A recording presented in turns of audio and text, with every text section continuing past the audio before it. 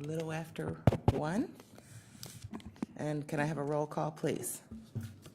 Calling the roll, Ms. Conwell. Here. Mr. Tuma. Here. Ms. Baker. Here. Ms. Brown. Mr. Miller. Present. We have a quorum.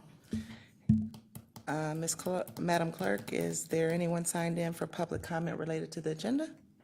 Yes, Ms. Lou. All right, Ms. Lou. Good afternoon.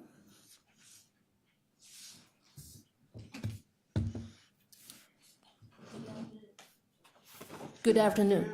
Good afternoon. I'm glad to see we will have a presentation from the Board of the Developmental Disabilities to come here again. And I have the honor to also see their presentation last year. But after this, the first time I met them, I have found out a kind of a serious problem. I know we don't have enough money as a budget to go to every departments or offices. But since I already found out, there are lots of people in the shelter. They are definitely older than 18 years old right now. However, when they were younger, it seems like they didn't get a diagnosis. So right now, if they get into any kind of problems, for example, being homeless, they would not be qualified to get assistance from this particular board. This is very different from Adams board, because Adams board doesn't have any age limit on any kind of a situation. As long as you have a problem with alcohol, with any kind of substance, you have a mental health issues, they will help you. But this board does have this particular rules there. Right now, of course, the younger children right now, if they go into a school, the teacher, everybody will help to identify. They may need to get assessments, everything. But for the people who are already older, they miss that chance. So I would like to see if there's any possibility for this board to get a proper funding so they can actually change their rules in order to help more people in the society actually needing their help. Thank you very much. Thank you, Ms. Lou. We will ask our presenter later if she could address that in her presentation. Approval for the minutes from the October 18th, 2017 meeting. As I take it everyone has had a minute to look over the minutes. Is there I'll move for approval of the minutes. Second. first and second, and all in favor say aye? Aye. We have 2 items referred to the committee today, as well as a presentation. Item A will not be heard today. It will remain in committee, and we will continue to look at that issue. And I apologize if anyone came down. We did try to reach out in a timely fashion, so you would not come, and I don't think anyone's here, so I think we did our job. Item B, if you can read the record into the item, into the record, please. Resolution number 2017-0190, a resolution authorizing a state term contract with Highland Software Incorporated in the amount not to exceed $660,245.05 for software licenses, maintenance services, and professional services for development of a case management system. Thank you. And who is here to present?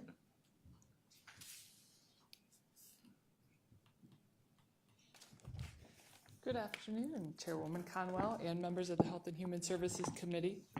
Can you hear me now? Okay. All right. My name is Deborah Watkins, and I'm with the Office of Child Support Services, and I'm here to talk about this resolution.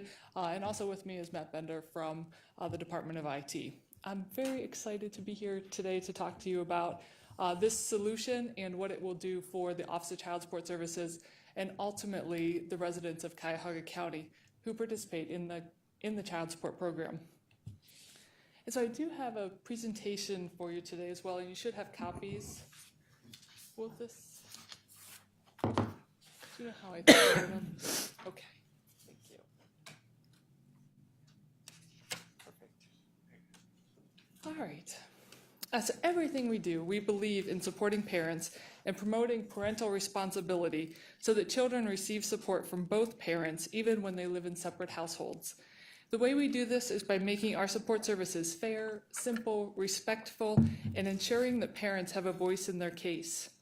We partner with parents, employers, courts, local and state and federal agencies, and many others to effectively enforce child support obligations, coupled with family-centered customer service. Why are we here today to talk about the next phase of our content management system? The goal is clear: to get more money to more families more quickly.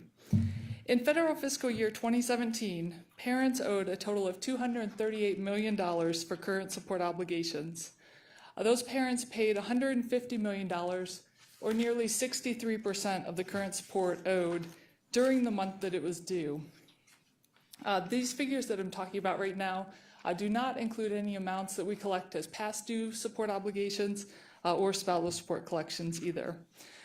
So in order for child support services to be effective, child support must be paid on a regular and consistent basis. Otherwise, it's challenging for parents to include the support in their household budgeting, and thus for funds to increase the economic well-being of the child. In addition, parents who are paying support on a regular and consistent basis are more likely to stay emotionally attached to their child and to remain an active parent. In September of 2017, we had 29,000 cases where current support was owed and not one penny was paid. Having streamlined automated processes would allow us to spend more time on intensive investigation efforts to serve difficult to collect cases. If current support collections could reach the goal of 70% of all support being paid on time, this would translate to an additional $16 million in the hands of Cuyahoga County families. To reach the ultimate goal of collecting at least 80% of the support on time, this would translate to an additional $40 million in the hands of Cuyahoga County families. In addition, when families receive public assistance or Medicaid assistance, the child support collected in those cases is assigned to the state of Ohio. This means that dollars are returned to the public fisc to assist the next family. And in addition, numerous studies have shown that when parents who are receiving public assistance are able to obtain a child support order, if the parents are separated, they're able to go off public assistance much more quickly, thus preserving those important safety nets for future needs. Additional collections also translates to additional federal funding from child support incentives, which are based primarily on our performance and on how much we collect. In addition, proposals exist at the state level to reform how child support allocations are distributed from the general fund at the state level. And these rule changes will be based upon how much the agencies collect and upon their performance. For OCSS to remain competitive, it is imperative that our management team and our staff have the resources necessary to manage the workload and to be agile in the deployment of our staff and our resources.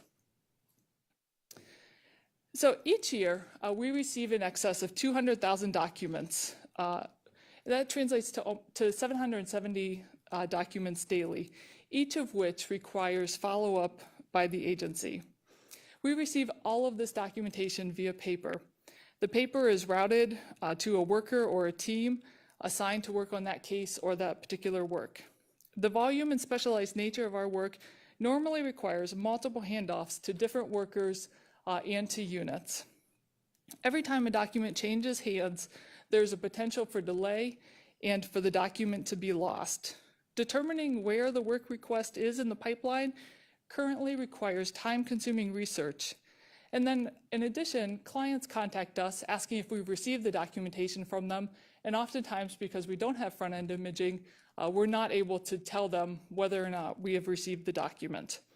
And so this means that our clients are submitting that documentation on multiple times because they're concerned or uncertain that the correct person actually received the documents. And so just to highlight the need for this solution, I want to tell you a little bit about our termination of support process. Our termination of support process, we conduct about 8,000 to 10,000 investigations each year to determine if support should be terminated based upon a qualifying circumstance, which is usually the child turning 18 or graduating from high school. This process right now is unwieldy, and we end up tracking through Excel spreadsheets, and it's very task-based, which means that cases can slip through the cracks, which means that the termination of support is not finalized timely. And I know from working with all of you that this is an issue that you frequently hear about from residents of Cuyahoga County too, expressing frustration at the agency's process right now.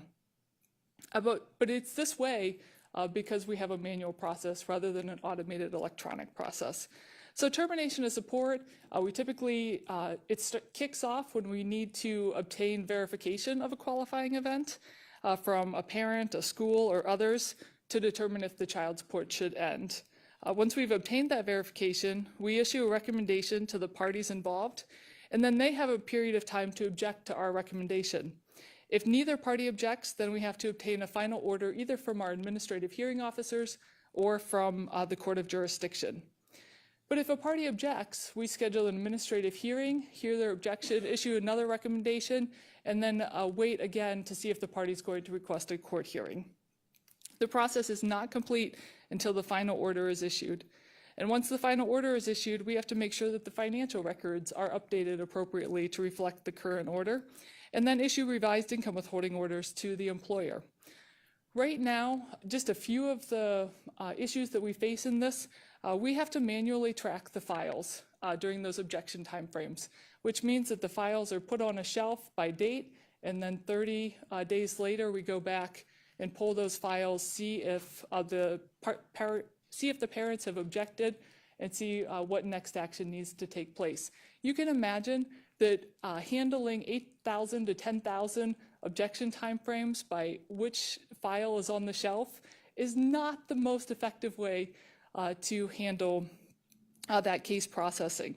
With an automated system, we could actually build that in to the workflow, and the system would actually track the changes.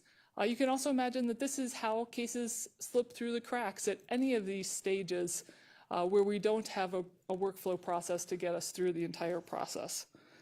And it also just, our staff are spending time tracking things manually that a computer could do much more effectively and allow them to work much more effectively as well.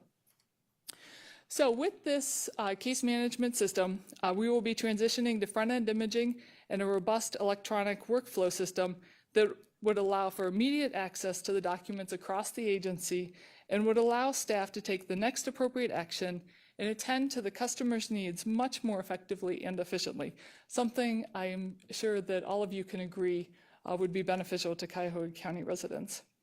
In addition, the management team does not currently have the data available to be flexible in response to increased or decreased needs around the agency.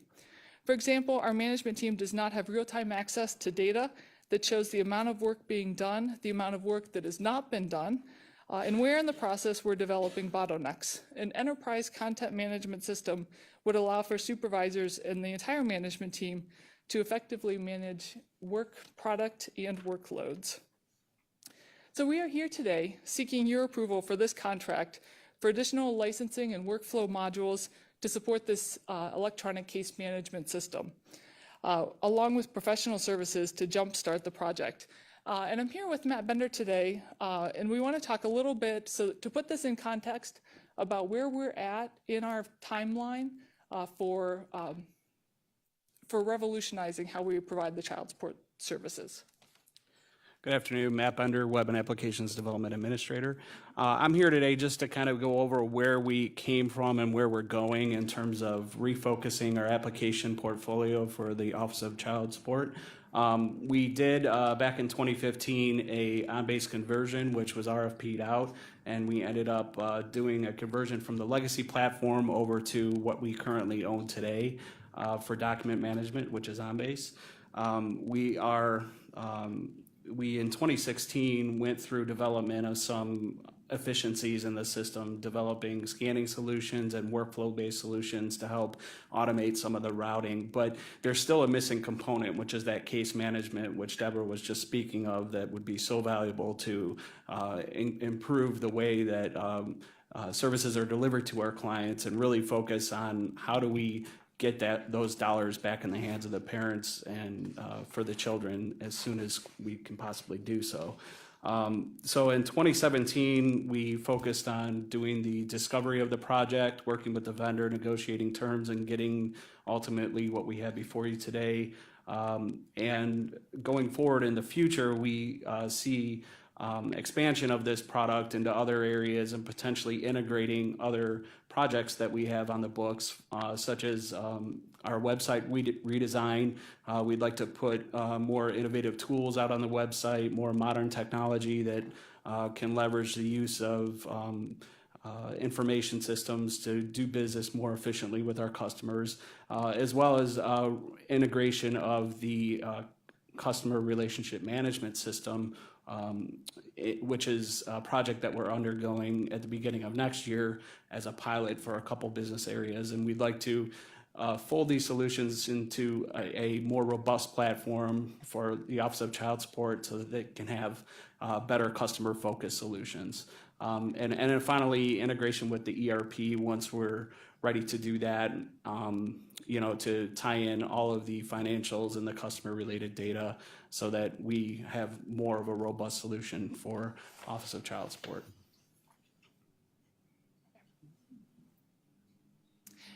So as I said in the beginning, I am very excited about moving this project to the next level.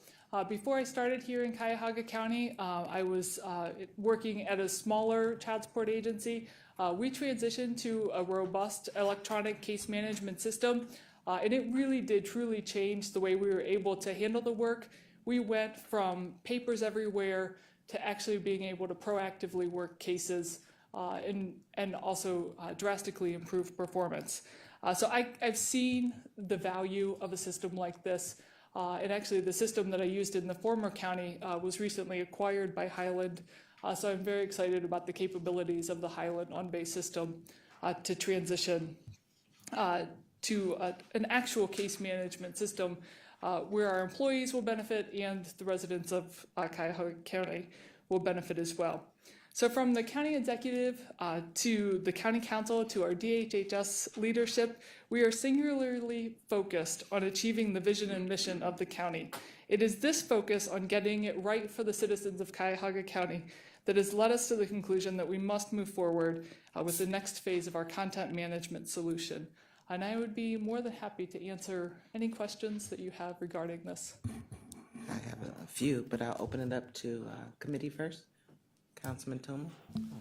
Thank you, Madam Chair. Thank you for being here this afternoon. Based on your presentation and common sense, it dictates that moving forward to a computerized management system seems to be the right thing to do. My question to you is, since there's so much interaction with respect to the court system and child support and such, are there plans in place or coordination in place with the courts to be able to access, so you're not reinventing the wheel, so to speak, with what's going on with the courts and things like that, so you'll have access to orders quickly and things like that? Because again, the big concern with this stuff, it's a lot of it's procedure and a lot of it is the potential to backlog, like you said.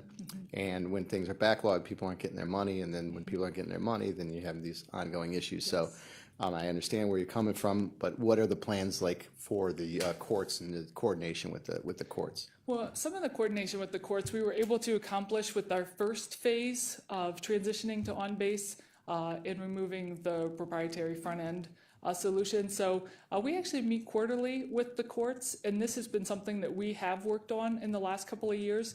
So we already receive orders electronically because in the past they had to be mailed to us or couriered to us, and so we are electronically receiving the orders, and we are in the process of continuing to work with them so that all of our orders, or all of the filings from us through the prosecutor's office are also electronically filed with the court. So what this will allow us to do is, right now we receive those orders electronically, which is fantastic. It's cut out a lot of that delay.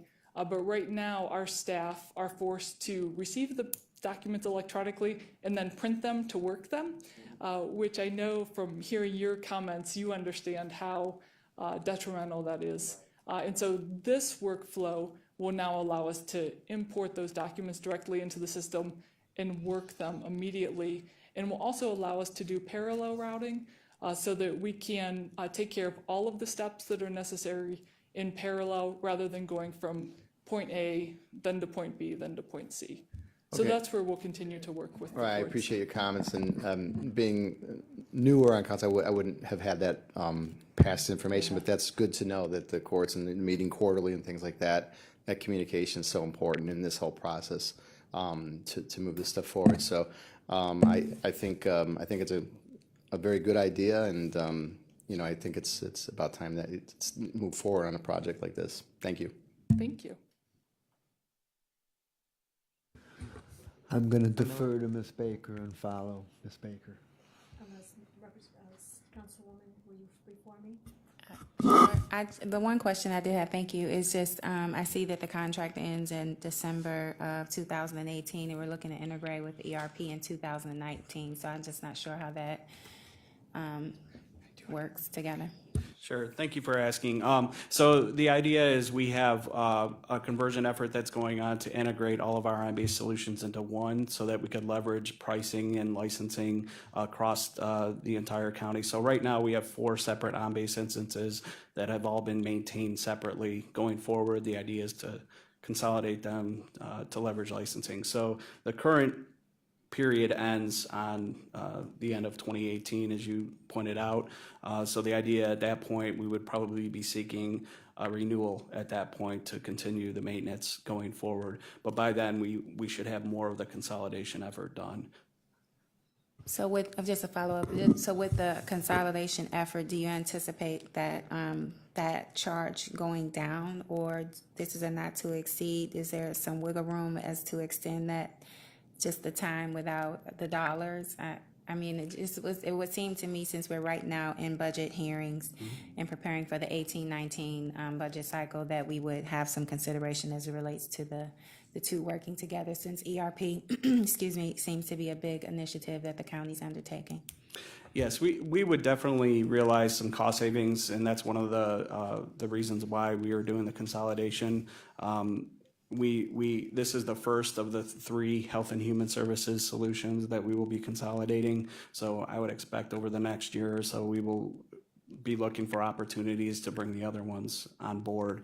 And then going forward past 2018, we would ultimately have consolidated all of our solutions into one platform, reducing license costs and being able to share license in different modules across all the platforms rather than paying for them multiple times. So that's really where the real cost savings is going to come in, is the ability to share licenses and share some of the modules and not have to pay for the same platform more than one time.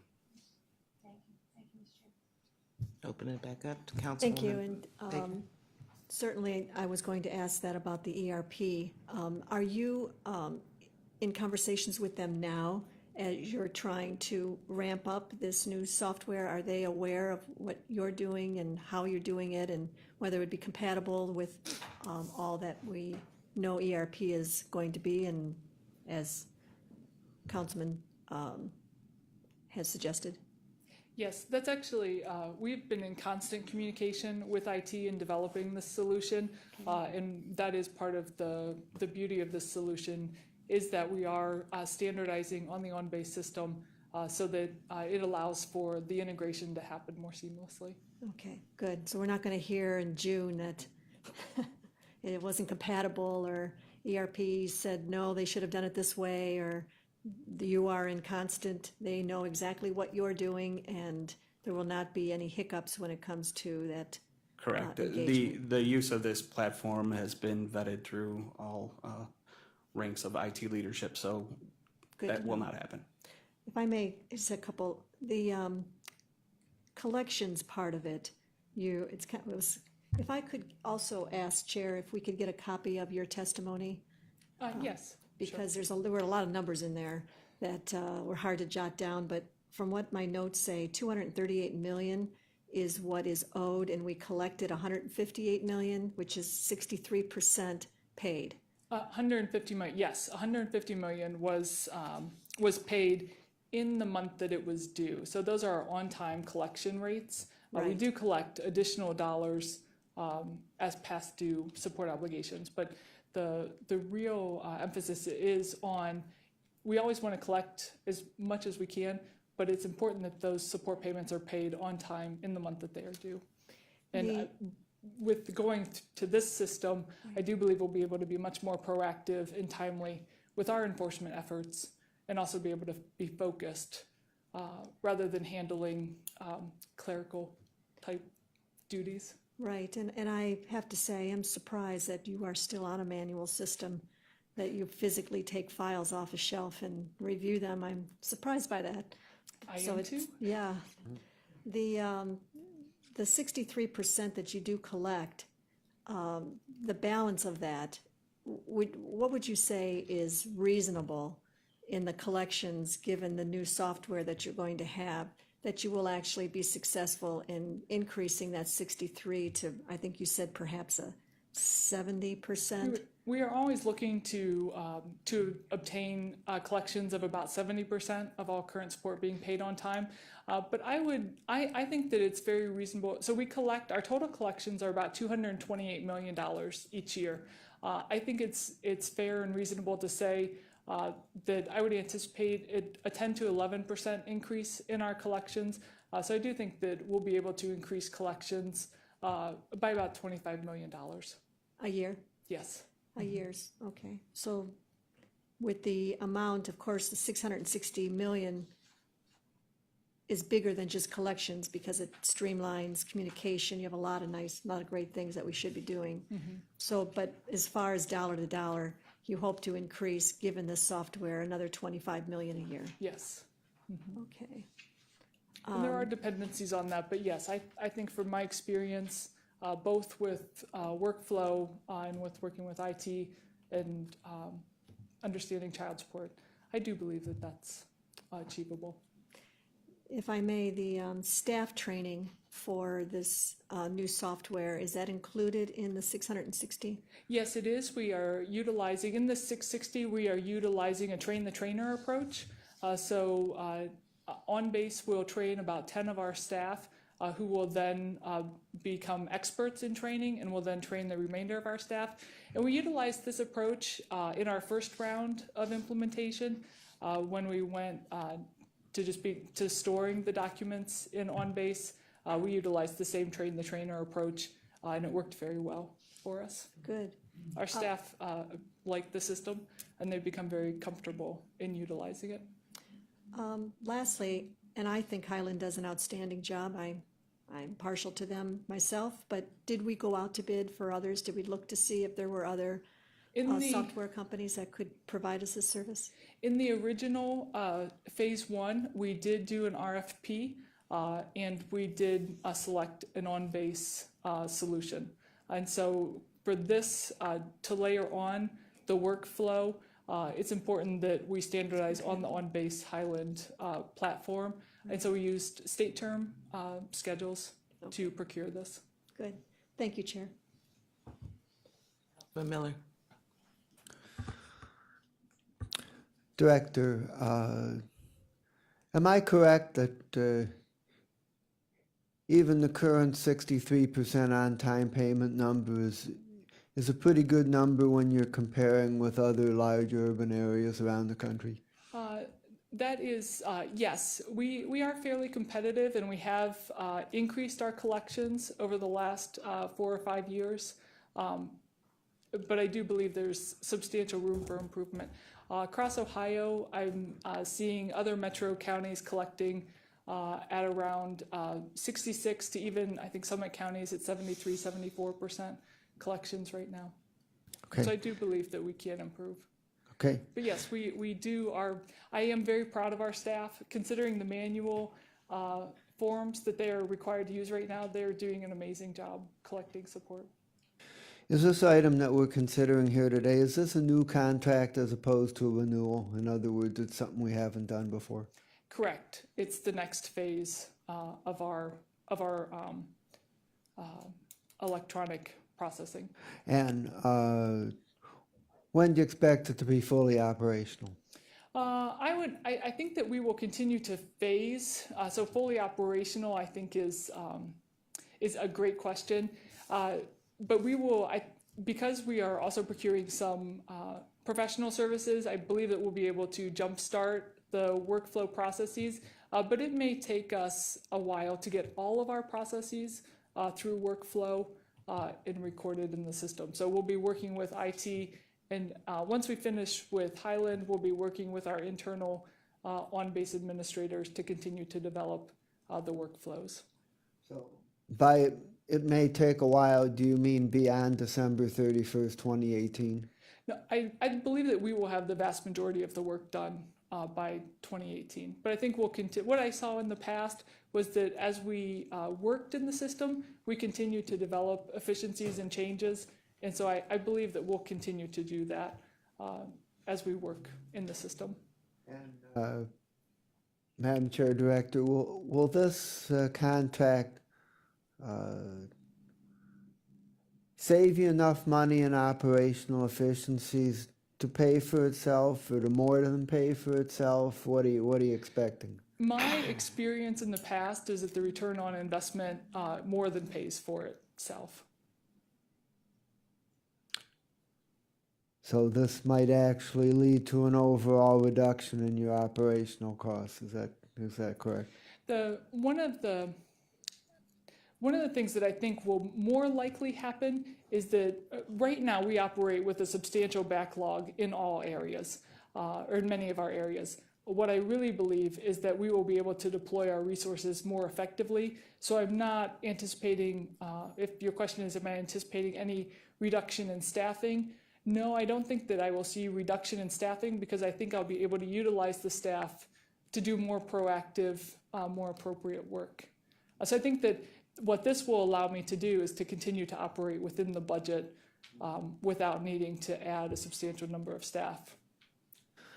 I did, for everyone's information, I did get a message from OBM Director Maggie Keenan saying that if this enables you to significantly increase your collections, we get an administrative fee from the state, and the receipt of that administrative fee would enable us to somewhat reduce the levy subsidy. So that would be financially beneficial. Yes, I do foresee that, both increasing administrative fees that we collect, but then also hopefully we'll at least remain competitive with drawing down federal incentive dollars, and potentially be able to increase our receipt of federal incentive dollars, along with potentially being able, if the state legislation passes changing our allocation for the state GRF, I would also anticipate that we would be able to be much more competitive with drawing down state GRF dollars as well.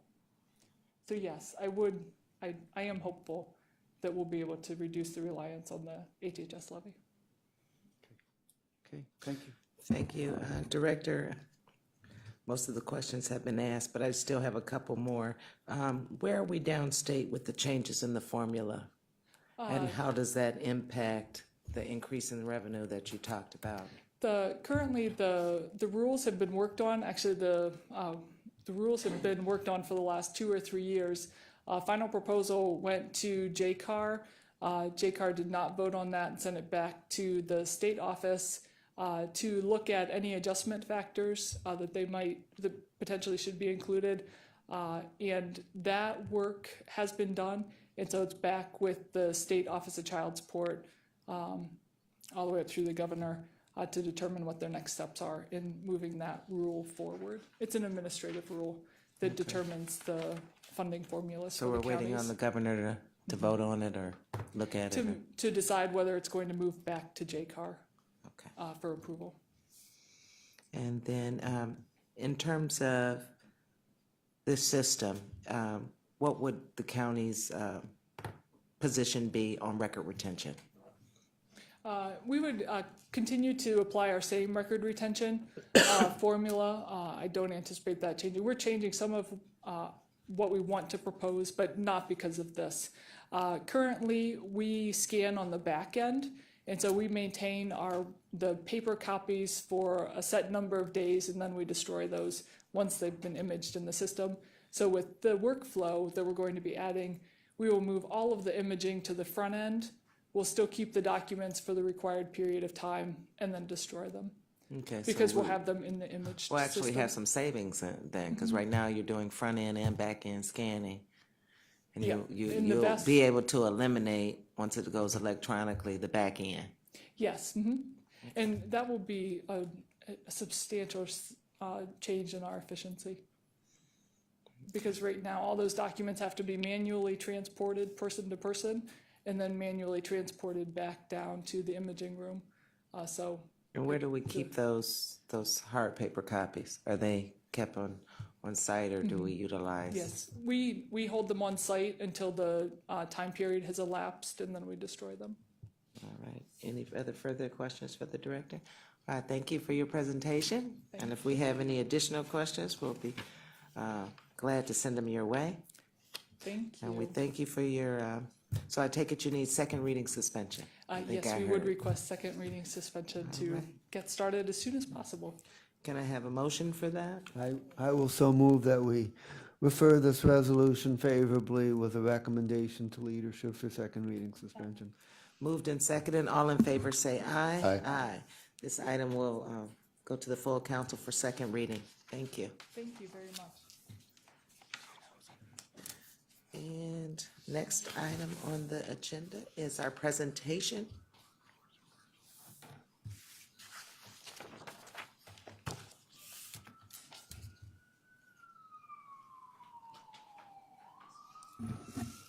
Good afternoon, Good afternoon. CEO. It's been a minute, It's November 1st. and we welcome you back. Thank you. Good afternoon, Councilwoman Conwell, members of the Health, Human Services, and Aging Subcommittee, and thank you for the opportunity to be here again this year to share some information about the Board of Developmental Disabilities.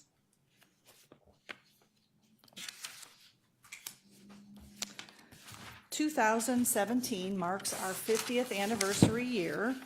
As you may know, boards of developmental disabilities in Ohio were all created in 1967, so we've all been celebrating our 50th anniversary year. We serve people across the lifespan and in natural environments. We currently provide both support administration, which is also sometimes referred to as case management, especially by the federal government, and direct services, including early intervention, adult day services, employment services, transportation, therapies, assistive technology, nursing, behavioral health, and investigations. By 2020, however, we will no longer be a provider of adult day services, employment, and transportation services, and those are three of our biggest service areas. We operate and maintain 14 facilities currently throughout Cuyahoga County, and most of those facilities house or make space available to our community partner agencies. For example, Goodwill Industries operates a computer recycling program out of one of our facilities. CEOGC Head Start leases space in two of our former school buildings. And the Best Buddies program has a small office area in one of our buildings, just as a few examples. Nearly 60% of our operating budget comes from a 3.9 mil continuing levy that was passed back in 2005. This slide shows how the Board of Developmental Disabilities fits in with the larger county health and human services system. We work closely with other agencies. We have really good working relationships with them and are a vital part of this system. Some of these relationships also include financial commitments on behalf of the Board of Developmental Disabilities or cost sharing when an individual is involved in multiple systems. For example, we have a contract with the Department of Children and Family Services for services that exceed or are extraordinary because of a child's developmental disability. We have many cost-sharing arrangements with individuals who are eligible for both our services and the Adams Board. We provide office space in two of our buildings for Bright Beginnings, formerly known as Help Me Grow of Cuyahoga County. They are our partner in providing early intervention services, and that arrangement has worked out wonderfully because our staff and their staff are together in the same building. And we also provide 2 Medicaid units with the Department of Job and Family Services in 2 of our buildings, and that's also been an excellent partnership. Just to remind you from last year, I think I showed this slide last year as well, but these are the policy or the major policy initiatives currently that are impacting the changes that the DD system in Ohio is undertaking. First, the Olmstead decision goes all the way back to 1999. That says that people with disabilities have the right to receive their services in the community. The Employment First initiative from 2012 says that community employment should be a priority and the preferred option for working age Ohioans with disabilities. And then finally, the CMS, Center for Medicare and Medicaid Services at the federal government, in 2004 issued an updated set of rules governing Medicaid waivers that addresses conflict-free case management and also indicates that service settings must be community-based. And just want to note that the Employment First initiative really mirrors Executive Buttigieg's priority to link people receiving public assistance benefits with jobs. Since 2015, the Board of Developmental Disabilities has assisted 450 people to obtain an integrated competitive job.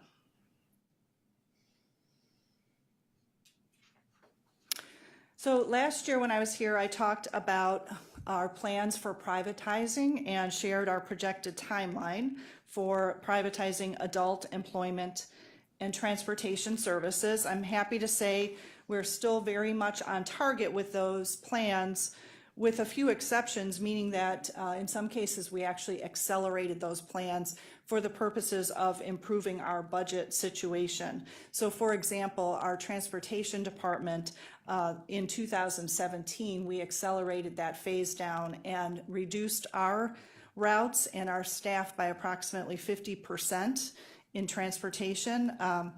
And now currently private transportation companies provide about 93% of transportation services to individuals served in our system. I also want to note that as part of that acceleration, we moved our operations out of our transportation center, and that building is currently in the process of being sold. We also decided to accelerate some phase down of what we call group supported employment and entrepreneurial ventures. A group supported employment site is typically a small group of individuals with disabilities, 6 or 8 individuals with disabilities who are really embedded inside of a company like a factory, or they might work as a cleaning crew at a bank. And it's usually 6 or 8 individuals and then 1 supervisor, which historically has been one of our staff members or could have been a staff member from a private agency. We've taken a close look at these settings over the last year and did an analysis of their long-term viability, both from a financial standpoint, since we will not be able to continue to be the provider of that type of service much longer. We were looking at from a financial standpoint, is this a viable setting for a private provider to take on? And we also looked at the settings to see, were they really meeting the goal of moving people on to competitive or a more competitive employment situation. So we did in 2017 make the decision to discontinue some of those sites. There were a few that we did make a determination and have transitioned those to private providers. That was really our preferred way to handle it if we could. And just as an example, we are in process of transitioning the cafe at the Virgil Brown building, which historically for about the last 5 or 6 years, the Board of DD has operated. It's run by individuals with disabilities, and we are transferring that to Lutheran Metropolitan Ministries. We have other partnerships with LMM and have always worked really well together. And so we're happy to be able to make this kind of a transition because they will continue to serve people with disabilities as we did. Then turning back to the slide about privatization, the third bullet point there, SAW Incorporated is our nonprofit affiliate, And in 2017, they did make a determination that they would like to become a Medicaid service provider. And so the idea is in 2020, they will serve a subgroup of the individuals that we currently serve. However, there's still additional individuals needing service, and so our intention is to issue a competitive bid process. Hopefully, we have a lot of work to be done there, but our goal is that we would have a determination made and approved by our board somewhere in the summer of 2019. And then we are still on target then that all of our adult activity centers would transition to private providers early in 2020. The next few slides are just graphs about some of our demographics. We say the need for services continues to grow.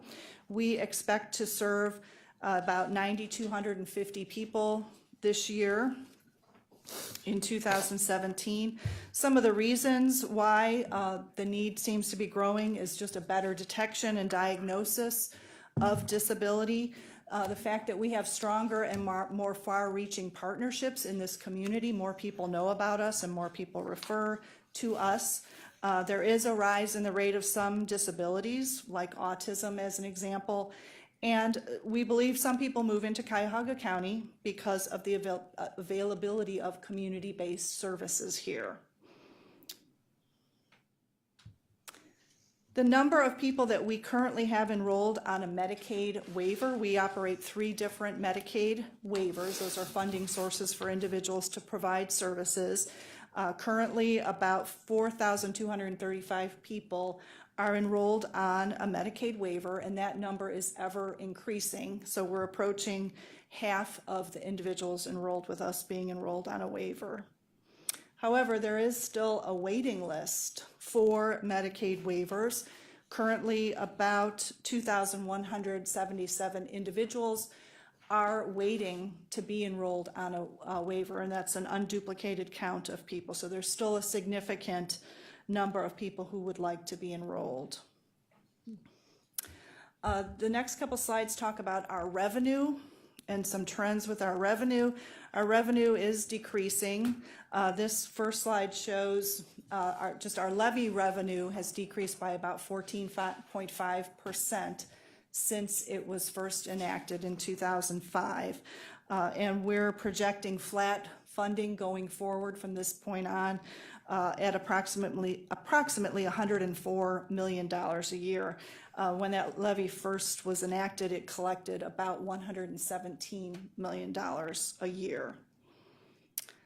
And then next, this shows all of our revenue sources. We do receive revenue from federal, state, and local sources.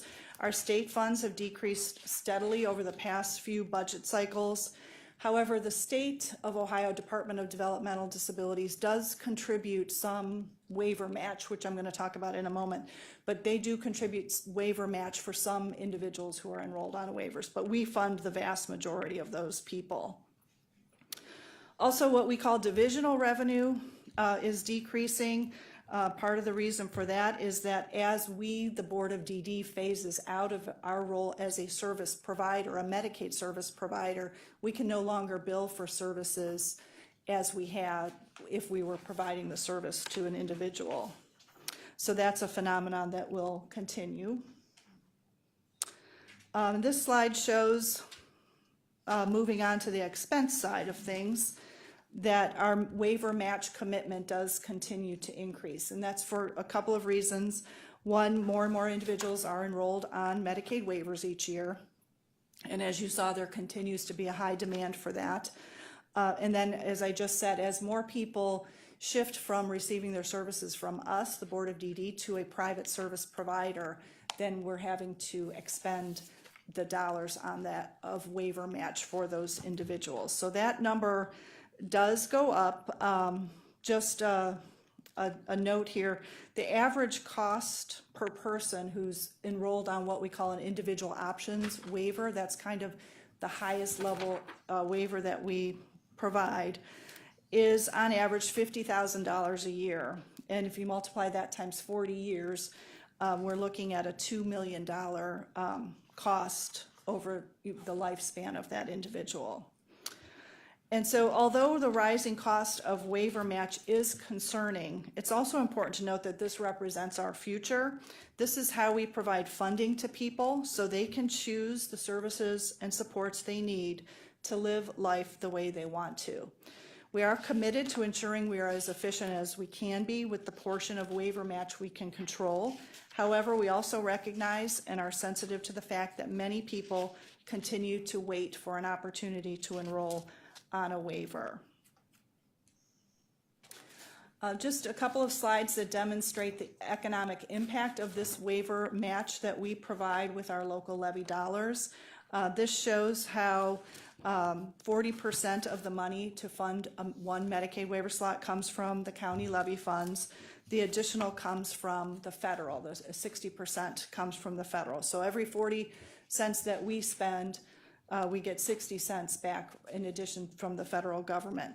When a private provider provides those services, which we're moving more and more towards that, the private provider electronically bills the State Department of Developmental Disabilities, and they are paid that 100%. So we're sending 40% down to Columbus. The feds match it with 60%, and that goes to the private provider when they bill for services provided. This does have a large impact on these local agencies who employ people who do provide these direct services. And then even a bigger impact, this shows that from that local levy dollars that we invest in Medicaid match, which in 2018 we're projecting that to be $52 million. The state does provide a small amount to some individuals that we believe the economic impact of just that waiver match investment is in the neighborhood of $166 million to this community. And again, this goes to local agencies. They purchase goods and services from local businesses. They hire staff who pay taxes.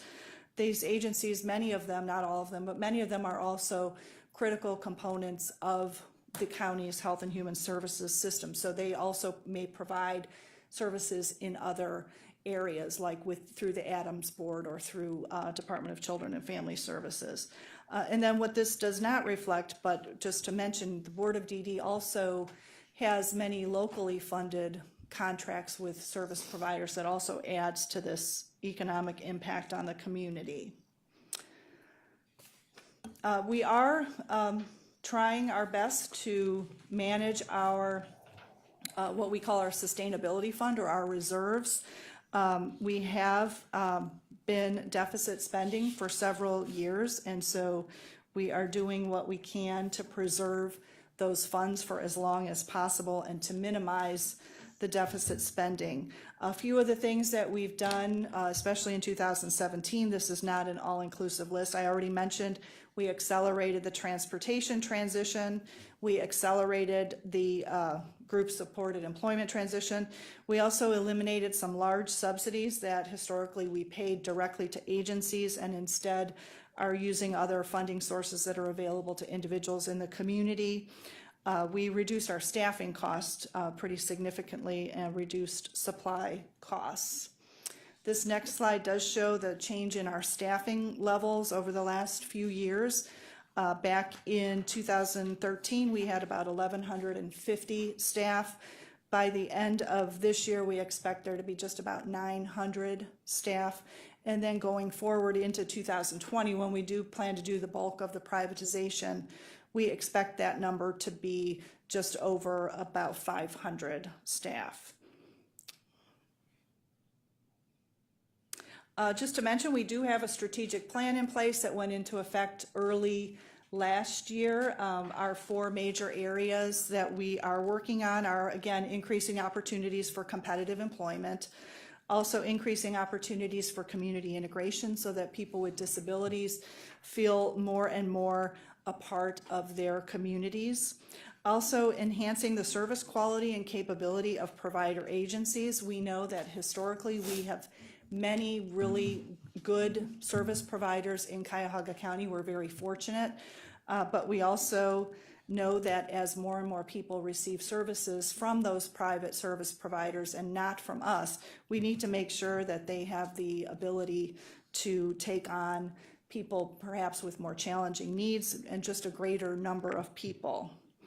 And then we say plan for our changing role. Those are our privatization plans. And finally, continuing our legacy, of course, as I said, phasing out of adult services, employment, and transportation services. Historically, those have been our biggest areas. That is how we have been known in this community. And so a lot of people ask, so what are you even going to be, or what are you going to do after this, after transition? And we feel we still continue to have a very vital role. We will be sharing our expertise around developmental disabilities issues with a wide variety of community partners, including those provider agencies. We recognize that there will be a need to provide some safety net services for individuals for whom there is no willing or able Medicaid provider. We're going to have to do something so that those people get the services that they need. Facilitate key initiatives like the Employment Collaborative of Cuyahoga County. We're proud to have developed this collaborative, and one of our staff members facilitates this, and it's a group of 35 service providers and other community agencies who are interested in helping people with disabilities find jobs. And they do a lot of outreach to employers and a lot of matching people up to good jobs that they think will be a good fit based on their capabilities and their interests. And then providing high quality service and support administration, of course, will be a huge part of who we are. Again, the support administration function is also sometimes called case management. They do planning with families and individuals. They authorize services. In other words, they help to control the budget and the spending. And they also do monitoring. So it's a very, very key role. And then last but certainly not least is funding services. As I said, we provide, we're planning to provide $52 million out of our levy funds as Medicaid waiver match. And that money goes directly to allowing individuals with disabilities to choose the services and supports that they need so that they can live their life the way that they would like to. So we see that as a very important role going forward. And with that, I would be happy to answer any questions. And I know there was a question from the audience that maybe you want me to answer. Yes, you can go ahead. Do you want me to go ahead and answer that? So as far as eligibility for our services, that eligibility is done using a standardized statewide tool. I would say respectfully, it's not a matter of lack of funds, but a person, in order to be eligible for the Board of Developmental Disabilities, has to have a developmental disability, which by its very definition has to have occurred in the developmental years prior to age 22 during childhood. That's what a developmental disability is. And so part of the process is that a person coming to us for eligibility does have to demonstrate somehow that they were diagnosed with this disability prior to age 22. Now, they don't necessarily just get an automatic no. We do have ways that we can help to assist to see if we can't find that, we call it preponderance prior to age 22. And certain diagnoses might be more obvious than others. So if someone has Down syndrome and they're now 25 years old, we know that that occurred at birth. And so there are certain diagnoses where it's more clear. But that definitely is part of the process, that you demonstrate that you were diagnosed with your disability during the developmental years. Councilwoman Brown, did you have a question? Yeah, just on one particular slide where you demonstrated the economic impact of the Medicaid waiver match. Our PowerPoint has 116 million, and the one you showed had 166. So I was just. It should be 166. I apologize for that. That was a last minute correction that we got in the overheads, but not into your handouts. Thank you. Thank you. Councilman Miller? First of all, thanks for all the good and important work you do, and Thank you. I think that this is a large agency that historically hasn't got as much attention from the county as it should, because we don't directly control your budget. So I'm thankful for the chair for scheduling these briefings. I appreciate that. I have two questions and a comment. The first question is, if I, on behalf of a son or daughter, were to put myself on the wait list today for a waiver, how long would it typically be until my turn would come up to get a waiver? Likely many years, depending on your situation. So despite the fact that Medicaid is a first come, first serve system, and we do have a waiting list for waivers, we also have the ability to prioritize individuals based on their situation. So what unfortunately ends up happening is there's what we currently call emergency status. And because we can only fund, you remember we have to put up that 40% match every year. So when we do our budget, we look at how many new waiver opportunities do we think we can afford to enroll in the following year. And it is a long-term commitment, so we take that into consideration too. Unfortunately, what happens is we pretty much end up enrolling people that are in that emergency status or perhaps priority status. And we really hardly ever get to the people who are just on what's the regular active waiting list, which would be like first come, first serve. There are a lot of issues currently with the state of Ohio's waiver waiting list and how it's been managed. And there's work being done at the state level to make some significant changes to the rule so that this would be processed differently. There's a feeling that there's so many people on the waiting list who, if we called them right now and said, hey, we have an available slot, would you like it? There's a good chance they'd say, oh no, I'm not really ready. I just put my name on there just in case. And if we do that, they don't lose their place. They can remain. So there's kind of this effect where there's a lot of people on there who really don't have an immediate or even a current need. And so there's work being done to try to arrange it so that we're more clear about that. And it won't, in effect, there won't be as many people on the waiting list unless it would be limited to people who have a true current need right now. And Madam Chair, Director, the 50,000 per year, is that the total cost or just the local 40%? That's the total cost. Total yes. cost. Okay. And my comment is about the strategic plan. What you put forward here is what I actually think a strategic plan should look like. I mean, it's 4 items. It really allows you to focus on what are your central issues over the next few years going forward. Most of the strategic plans I see, they're so long and there's so many elements and there's so many things to it that it's no longer strategic. And so I commend you for that. I think that really gives you a focus going forward. Thank you for saying that. And I think it has been helpful to us as an agency to focus on those 4 areas. We talk about those 4 areas all the time. And so when difficult decisions have had to be made, for example, the transportation phasing down or some of those group supported, there's really no surprises because our staff are really pretty knowledgeable about those 4 areas. And I think you're right that if you get into too many different things on your strategic plan and too many details, it's harder for people to learn and remember what's most important. Thanks, Madam Chair. All right, I have a lot, but I'll send them to you because in the interest of time. But Okay. just the one, CEO Petty, you mentioned about the cafe.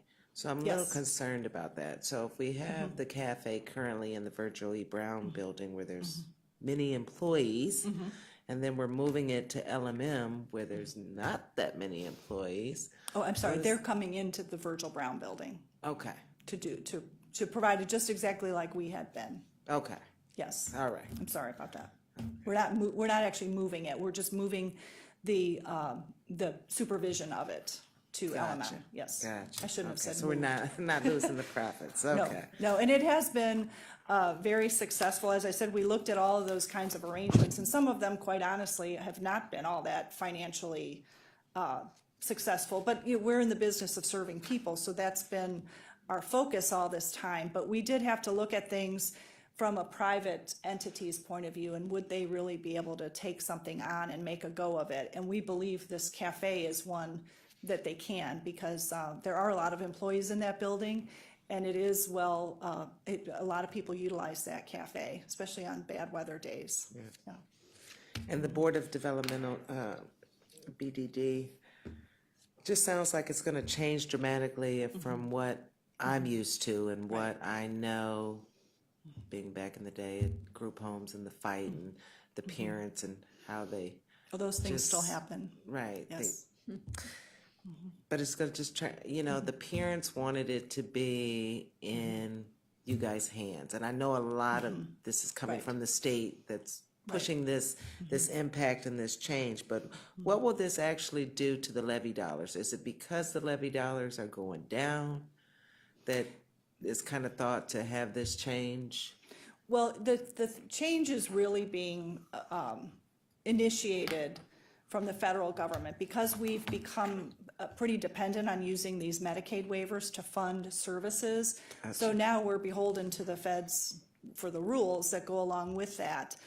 And they are saying that boards, well, they're not saying specifically boards of DD, they're saying any one entity cannot be both a provider of service and a case manager of services, because they view that as a conflict of interest. So we were forced to make a decision about which route to go. Honestly, private sector can provide services more cheaply than we have been able to do. And so there will be that benefit, I think, long-term.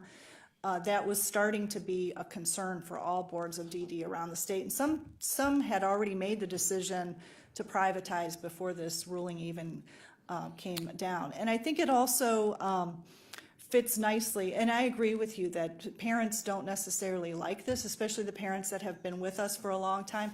Many of the parents who helped create us back in 1967 who are still alive, they feel very threatened by this. Their sons and daughters will still receive the same services that they receive now. It's just going to be from a private provider entity rather than from the county board of DD. The services themselves will not change. But it is a kind of a scary time for them. But I think we're also seeing more and more with the younger generations who didn't necessarily envision their sons and daughters going to one of our centers. They kind of like this new world where there are more opportunities and different kinds of opportunities in the community, where there is an emphasis on jobs rather than going to a day program or a sheltered facility. And so I think with that younger generation, there was also going to be pressure on us to make some of those kinds of changes anyway. Will we utilize job coaches? Will we still maintain that? Because it look like we'll need more of those. We will. We'll maybe need less staff in a facility base and more job coaches. Yes, there will be job coaches, but they will work for private entities. They would not work for the board of DD. So they will work for private entities, be paid by that private entity who is billing for those services. And that's where they get the 40% and the 60% added together, and they get paid 100% for those waiver services. And so who's going to pick will the state determine who those private entities are, or will that be a parent choice? Parents and individuals can choose whatever provider they want as long as they are certified, and they are certified by the state. And we are, again, fortunate here in Cuyahoga County. We do have many really good service providers, and we just have a lot of service providers to choose from. Many parts of the state, that's not necessarily the case. They have trouble in some of the rural areas attracting good providers. So we feel fortunate that at least with all these changes, at least we do have that going for us. All right, Councilwoman Brown. Thank you, Madam Chair. When you start talking, you mentioned earlier in the presentation that the need of services is going up, and when you start talking about the state, that people actually move to Cuyahoga County to take advantage of the services, and I guess it's kind of a catch-22. Is there any means of measuring those people that are actually moving here to gain the services against our taxpayer base, if you will, if you follow my question? We could take a look at that. It wouldn't be easy to do, but it wouldn't be a huge number, but we could look at estimating about how many people we think have relocated here. What happens is once, and Mr. Tuma knows about this because of a recent situation, once someone is enrolled in one of these Medicaid waivers, Medicaid is a statewide program. And so that gives them the right, so to speak, to transfer anywhere around the state that they would like to. There is money that comes with them, but then once they're here, if their service needs go up, it's just whatever they transferred with on the day that they moved. So there is some funding, but most often that amount does rise over time because the person gets older, their needs increase, things happen, and we determine that for safety purposes we need to put more services in place. So it might take us a little bit of time, but I think we could come up with an approximate number of people that have moved here. Be interested in seeing that data and seeing if there's any correlation with our current, tax base and whatnot. So, Okay. Thank you. Yeah, it won't be a really huge number, but it's somewhat significant to us too. Absolutely. Yeah. Okay, thank you. We've always suspected more people move in than move out. Well, we thank you again for Thank your you. time and attention. Thank you very much. And feel free to send me your questions. I will. I Thank you. will. Any miscellaneous business? Yes. Yes, Councilman.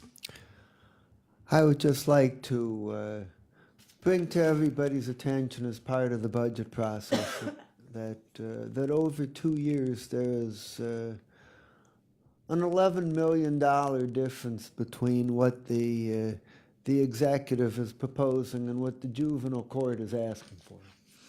And 2/3 to 3/4 of the difference is in the HHS levy portion of the juvenile court's function, and it affects the services where the juvenile court is providing therapeutic treatment to youth as opposed to incarceration, and it's a very important part of the human services system. So I just want to put that on everybody's radar screen, that there's a significant issue that's going to have to be worked out in this area. Thanks. Thank you. Any other miscellaneous business? That was an earful. Any other public comment? No one has signed in. All right. Meeting is adjourned.